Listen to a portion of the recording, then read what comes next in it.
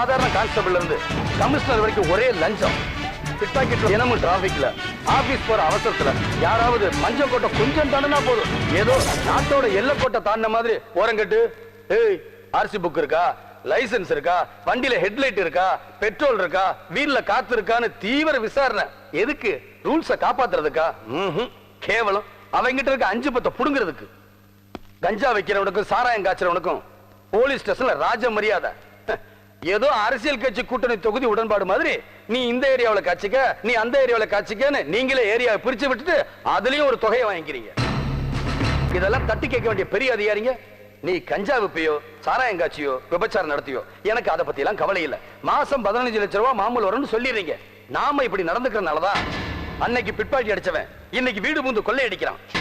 கஞ்சா கடத்துறவன் இன்னைக்கு ஆயுதம் கடத்துறான். விபச்சார விடுதி நடத்துறவன்லாம் இன்னைக்கு கட்சிக்கு தலைவனாகி நாட்டுக்கே தலைவலியா இருக்கான். ஏன்? அன்னைக்கே நாம சட்டப்படி நடவடிக்கை எடுக்காதனாலதான். அரசாங்கம் சொல்றமே, எது அரசாங்கம்? எம்பி, எம்எல்ஏ, மந்திரி இவங்க அரசாங்கம் இல்ல, மக்கள் தான் அரசாங்கம். அவங்க தான் நமக்கு முதலாளிங்க.